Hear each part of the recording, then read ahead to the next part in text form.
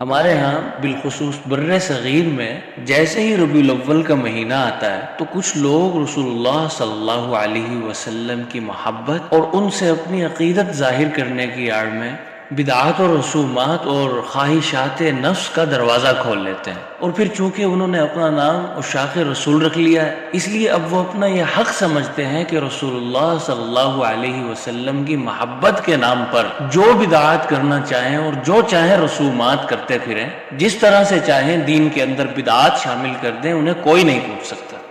اگر کوئی خیر خواہی میں ان سے یہ بات کہہ دے کہ بھائی جو آپ یہ کام کر رہے ہیں یہ بدعت ہے اور جائز نہیں ہے، تو نہ صرف یہ کہ وہ آپ کے سامنے باطل دلائل کی قد آدم دیوار کھڑی کر دے گا، بلکہ آپ پر گستاخ رسول ہونے کا بھی فتویٰ صادر کر دے گا۔ اور پھر ان کا ایک طریقہ یہ بھی ہے کہ یہ لوگ سادہ مسلمانوں کو بدعات کی طرف بلاتے ہیں اور اپنی خود ساختہ رسومات میں ان سادہ مسلمانوں کو بھی شامل ہونے پر مجبور کرتے ہیں۔ اس مہینے میں تو تقریباً ان کا یہ مشغلہ بن گیا ہے کہ ہر راہ چلتے مسلمان کو اپنی بدعات اور رسومات کی تائید میں کوئی 2-4 دلائل ضرور سنا کر گزرتے ہیں۔ اس لیے میں نے یہ ضروری سمجھا ہے کہ یہ لوگ اپنی بدعات کی تائید میں جو دلائل پیش کرتے ہیں ان دلائل کا صحیح طور پر جائزہ لے کر ان کی حقیقت لوگوں کے سامنے رکھی جائے، تاکہ لوگوں کے لیے حقیقت اور سچ آشکار ہو، اور جو رسول اللہ صلی اللہ علیہ وسلم کا صحیح دین ہے لوگ اس سے واقف ہو سکیں۔ لیکن اب ان کے ہاں چونکہ بدعات کی بہت فراوانی ہو چکی ہے، ہر ایک پر تو پوری طرح تفصیل سے بات نہیں ہو سکتی، لیکن ایک بدعت ایسی ہے جو ام البدعات ہے، جس بدعت سے دوسری بدعات جنم لیتی ہیں، جس کا نام انہوں نے محفل میلاد رکھا ہوا ہے۔ اس بدعت کے حق میں یہ لوگ جو دلائل پیش کرتے ہیں، اس وقت پیش نظر یہ ہے کہ ان دلائل کا جائزہ لیا جائے کہ وہ دلائل کس معیار کے ہیں اور ان میں کتنی صداقت۔ محفل میلاد کے حوالے سے اور محفل میلاد کی تائید میں ان کے ہاں جو سر فہرست دلیل ہے وہ قرآن مجید کی یہ آیت ہے، یعنی اپنے دعویٰ کے ثبوت کے لیے یہ آیت پیش کرتے ہیں کہ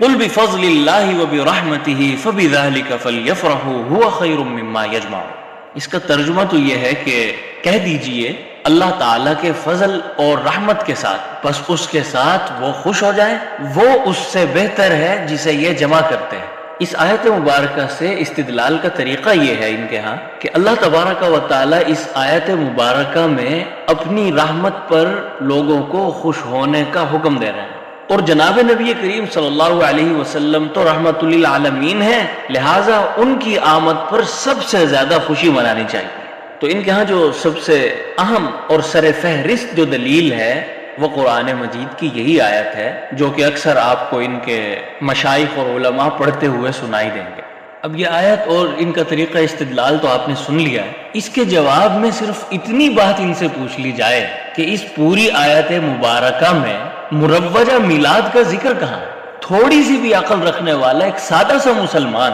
وہ بھی جب اس آیت مبارکہ کو پڑھے گا یا سنے گا تو اسے بھی بڑی آسانی سے یہ بات سمجھ آ جائے گی کہ اس میں تو حق تعالیٰ جل شانہ یہ ارشاد فرما رہے ہیں کہ آپ صلی اللہ علیہ وسلم کی بعثت پر شاد و فرحاں اور خوش ہوا جائے، اس لیے کہ اس کائنات پر سب سے عظیم احسان ہی یہ ہے کہ حق تعالیٰ جل شانہ نے ہمیں رسالت مآب، خاتم الانبیاء، سید المرسلین جیسے عظیم نبی عطا فرمائے۔ اس سے بڑی خوشی کی اور کیا بات ہو سکتی ہے؟ اور وہ کون سا مسلمان ہے جو اس بات پر خوش نہیں ہے؟ سب کو خوشی ہے آپ کی بعثت پر، آپ کی دنیا میں تشریف آوری پر، آپ کے امتی ہونے پر، کس کو خوشی نہیں؟ آپ کا دعویٰ تو مروجہ محافل میلاد کو قرآن مجید کی اس آیت سے ثابت کرنا تھا، اور ان محافل میلاد کا، مروجہ محافل میلاد کا سرے سے اس آیت میں ذکر تک نہیں۔ اس کو یوں بھی سمجھا جا سکتا ہے کہ دعویٰ تو آپ نے یہ کیا تھا کہ جو محافل میلاد ہیں ان کو قرآن مجید سے ثابت کیا جائے گا، اور جو آیت قرآن مجید کی آپ نے اپنے دعویٰ کے ثبوت میں بطور دلیل پیش کی ہے اس میں آپ کے دعویٰ یعنی میلاد کا ذکر تک نہیں، تو اس کو ایسی دلیل کو اصطلاح میں کہا جاتا ہے کہ یہ تقریب میں تام نہیں ہے، یعنی اپنے ثبوت میں ناقص ہے، اس سے آپ کا دعویٰ اور آپ کی بات ثابت نہیں ہوتی، اس لیے کہ دعویٰ کچھ اور ہے اور دلیل کچھ اور ہے۔ دلیل ہمیشہ دعوے کے مطابق ہونی چاہیے، جب دلیل دعوے کے مطابق نہیں ہوگی تو ظاہر ہے کہ وہ دعویٰ کیسے ثابت ہوگا؟ دعویٰ تو نہیں ثابت ہو سکتا۔ اور پھر یہی ایک اور بات بھی سمجھنے کی ضرورت ہے، وہ بھی قابل غور محل نظر بات ہے کہ اگر قرآن و حدیث میں بالفرض عید میلاد کا حکم موجود ہے تو ظاہر ہے کہ قرآن مجید میں جس چیز کا حکم آتا ہے وہ یقیناً ایک عظیم چیز ہے اور اس پر عمل کرنا تو ظاہر ہے کہ واجب ہے۔ تو جب اللہ تبارک و تعالی نے قرآن مجید میں محافل میلاد کا حکم دیا تو سب سے پہلے کس کو دیا؟ اول مخاطب اس آیت کے کون ہو؟ جس آیت مبارکہ میں اللہ تعالیٰ نے محافل میلاد کا ذکر کیا اور حکم دیا کہ رسول اللہ صلی اللہ علیہ وسلم کی ولادت پر محافل میلاد کا انعقاد کیا جائے، انہیں قائم کیا جائے، سب سے پہلے یہ خطاب کن لوگوں کو ہوا تھا؟ یقیناً وہ لوگ صحابہ کرام تھے، آپ صلی اللہ علیہ وسلم کے جانثار صحابہ کرام رضوان اللہ تعالی علیہ مجمعین۔ تو اب یہ سوال پیدا ہوتا ہے کہ پھر صحابہ کرام رضوان اللہ تعالی علیہ مجمعین نے کیوں نہیں کیا؟ میلاد کیوں نہیں منایا؟ محافل میلاد کیوں نہیں قائم کی؟ اب اس کے اگر غور کیا جائے تو دو ہی جواب ہو سکتے ہیں۔ ایک جواب تو یہ ہے کہ معاذ اللہ صحابہ کرام نے اللہ تبارک و تعالیٰ کے حکم کی نافرمانی کی اور اللہ کی بات نہیں مانی۔ ظاہر ہے کہ یہ بات تو یہ لوگ بھی نہیں مانیں گے، ان کو بھی یہ تسلیم نہیں ہوگا، کیونکہ اس صورت میں صحابہ کرام کی شان میں بڑی عظیم گستاخی کا ارتکاب ہو جائے گا، اس لیے کہ یہ ممکن نہیں ہے کہ اللہ تعالیٰ انہیں ایک حکم دے اور رسول اللہ صلی اللہ علیہ وسلم کے ذریعے سے حکم دے اور پھر صحابہ کرام اس حکم کی تکمیل نہ کریں۔ اور دوسرا جواب اس کا یہ ہو سکتا ہے کہ صحابہ کرام نے اس لیے رسول اللہ صلی اللہ علیہ وسلم کی ولادت پر محافل میلاد قائم نہیں کی کیونکہ قرآن مجید میں ایسا کوئی حکم تھا ہی نہیں، اور یہی بات درست ہے، اس کے علاوہ اور کوئی صورت بن ہی نہیں سکتی۔ اب اگر غور کیا جائے تو یہ بڑی سیدھی سی اور صاف سی بات، مگر مقام افسوس ہے کہ لوگ اس سیدھی سادی سی بات کو سمجھنے کی بجائے کم علمی اور کم عقلی کی بات کرتے ہوئے نظر آتے ہیں اور کھینچ تان کر خام خواہ قرآن حدیث کو بیچ میں لاتے ہیں اور اس سے میلاد کے ثبوت پر دلائل کشید کرتے ہیں۔ دیکھیں، جب آپ آیات مبارکہ سے، قرآن مجید کی آیات سے بدعات کو ثابت کریں گے جسے آپ کے نفس نے گھاڑا ہے، آپ کی خواہش نے گھاڑا ہے، اور اس کے لیے پھر ظاہر ہے کہ آپ اپنی مرضی سے قرآن مجید کی منچاہی تفاسیر بھی کریں گے، چونکہ عوام کو تو قائل کرنا ہے۔ عوام آپ سے پوچھے گی کہ بھائی قرآن مجید میں کہاں ہے، حدیث میں کہاں ہے، تو پھر آپ نے چونکہ عوام کو قائل کرنا ہے تو پھر قرآن مجید کی آپ منچاہی تفاسیر بھی کریں گے۔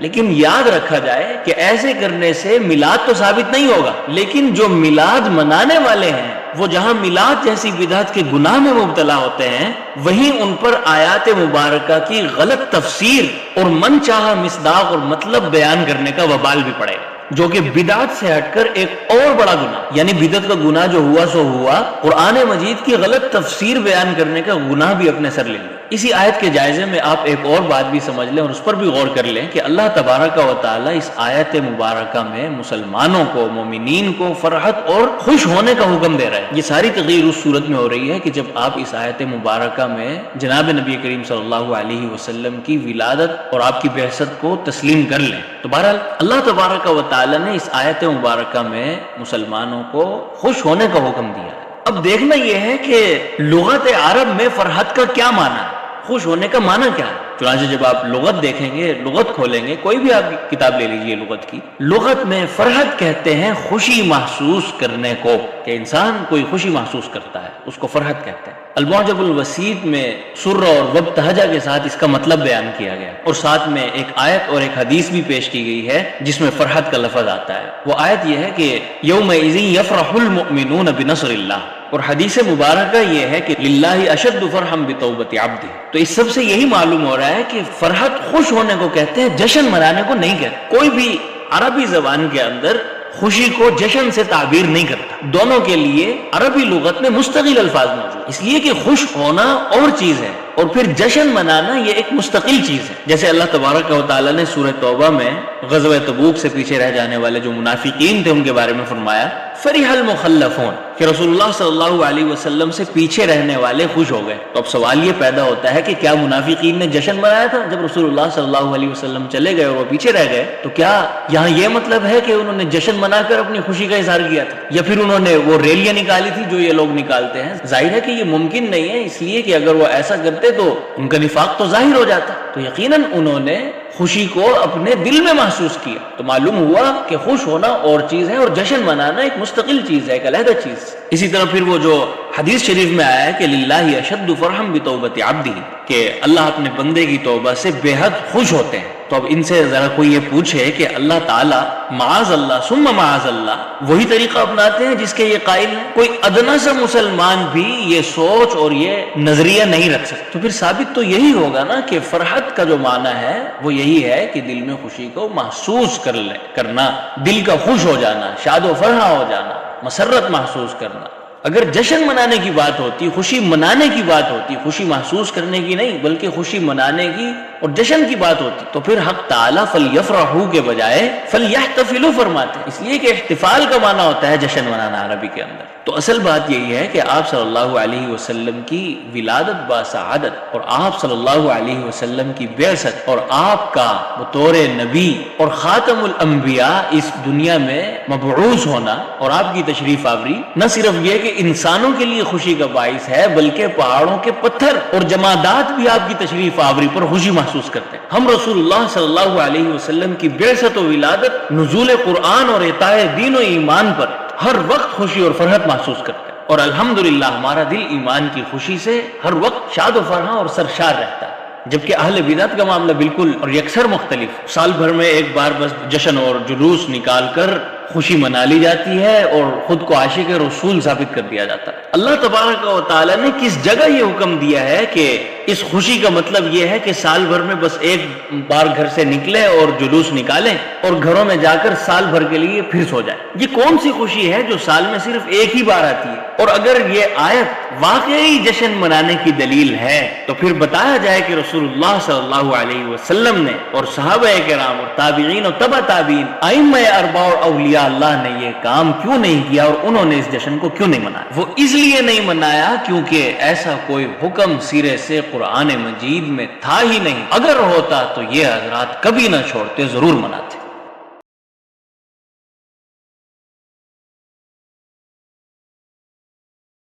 محفل میلاد کے حوالے سے اہل بدعت کی جو دوسری دلیل ہے وہ قرآن مجید کی سورہ مائدہ کی یہ آیت ہے جس میں حق تعالیٰ جل شانہ سیدنا عیسیٰ علیہ السلام کی یہ بات بیان فرما رہے ہیں کہ ربنا انزل علینا مائدۃ من السماء تکون لنا عیدا لاولنا وآخرنا وآیۃ منک وارزقنا وانت خیر الرازقین۔ اس کا ترجمہ تو یہ ہے کہ عیسیٰ بن مریم نے کہا، اے اللہ، اے ہمارے رب، ہم پر آسمان سے کھانا نازل فرما جو ہمارے اول و آخر سب کے لیے عید ہو جائے اور تیری طرف سے نشانی ہو، اور ہمیں رزق عطا فرما، اور تو ہی سب رزق دینے والوں میں بہترین رزق دینے والا ہے۔ اس آیت مبارکہ سے ان کا طریقہ استدلال یہ ہے کہ عیسیٰ بن مریم علیہ السلام آسمان سے مائدہ یعنی خوان کے نازل ہونے کے دن کو عید کا دن قرار دے رہے ہیں، کہ جس دن اللہ تبارک و تعالی نے آسمان سے کھانا نازل فرمایا اس دن کو حضرت سیدنا عیسیٰ علیہ السلام عید کا دن قرار دے رہے ہیں۔ تو اس سے معلوم ہوا، اہل بدعت یہ کہہ رہے ہیں کہ اس سے یہ معلوم ہوتا ہے کہ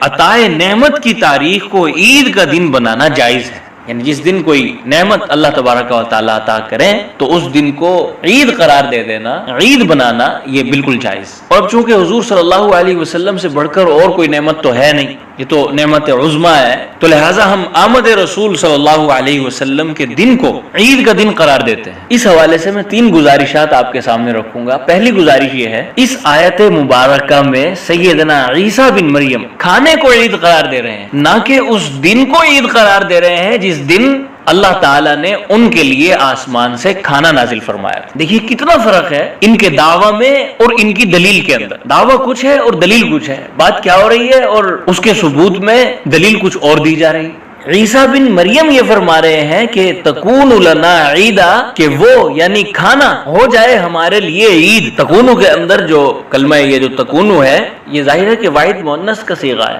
اور اس کی ضمیر کا مرجع مائدہ ہے جو کہ مؤنث ہے۔ بالکل ایک واضح سی بات ہے، جس نے تھوڑی سی بھی نحو پڑھی ہے اس کو اس بات کا اندازہ ہوگا کہ تکونو کی ضمیر کا مرجع یوم نہیں ہو سکتا، اس لیے کہ وہ مذکر ہے، اور تکونو کے اندر جو ضمیر ہے وہ مؤنث ہے، اس کا مرجع بھی مؤنث ہی ہوگا۔ تو پھر ترجمہ یہ ہوا کہ انزل علینا مائدۃ تکون المائدۃ لنا سرورا، یعنی ہم پر مائدہ خوان کھانا نازل فرما تاکہ وہ مائدہ ہمارے لیے خوشی کا باعث بنے۔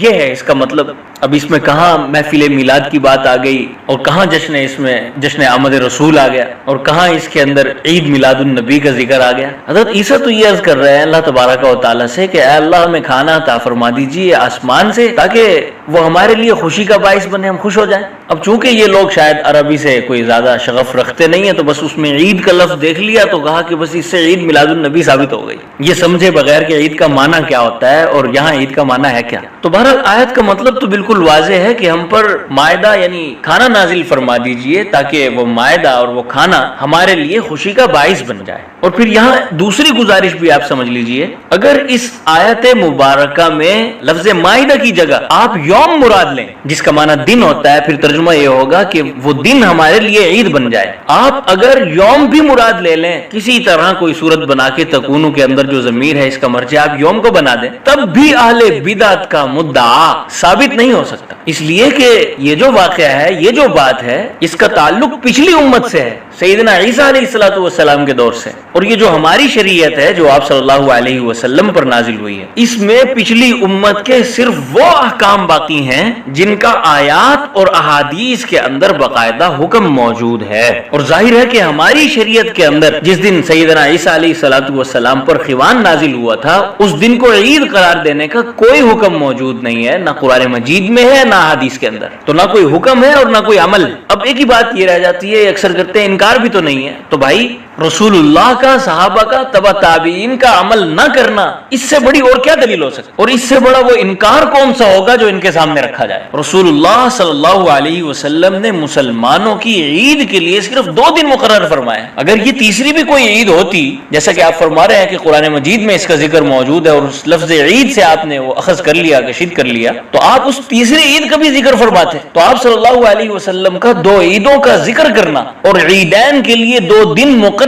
کر دینا اس بات کی دلیل ہے کہ شریعت محمدیہ کے اندر تیسری کوئی عید نہیں. اور پھر ظاہر ہے کہ عید پر انسان خوش ہوتا ہے, تو ان 2 عیدوں میں مسلمانوں کے خوش ہونے کا طریقہ بھی خود آپ صلی اللہ علیہ وسلم نے بیان فرمایا, جو کہ اللہ تبارک و تعالیٰ کی عبادت ہے اور حق تعالیٰ جل شانہ کے سامنے سرب سجود ہونا ہے, اس کی عبادت کرنا ہے. یہ اس صورت میں بات تھی کہ اگر بالفرض تکون لنا عیدن میں آپ تکون سے مراد مائدہ کی جگہ یوم لے لیں, یعنی اگر بالفرض اس آیت مبارکہ سے اس دن کو عید قرار دیا گیا ہے, تب بھی مروجہ محافل میلاد کا ثبوت اس آیت سے نہیں ہوتا. اور پھر اس سلسلے میں تیسری گزارش ایک اور بھی ہے, وہ یہ کہ جو نزول مائدہ ہے, جو کھانا نازل ہوا تھا آسمان سے, وہ کوئی ایک مرتبہ ہوا تھا, جو کوئی ایک دن ہوا تھا, وہ تو روزانہ صبح و شام ہوا کرتا تھا. اگر آپ کھانا نازل ہونے کے دن کو عید قرار دیں گے تو وہ کتنے دن بنیں گے؟ ایسے تو ہر دن ہی پھر وہ یوم عید قرار پائے گا اور ہر دن ہی کا نام عید رکھنا پڑے گا, جو کہ ظاہر ہے کہ کسی صورت بھی کوئی معقول بات نہیں ہے, کوئی درست بات نہیں ہے.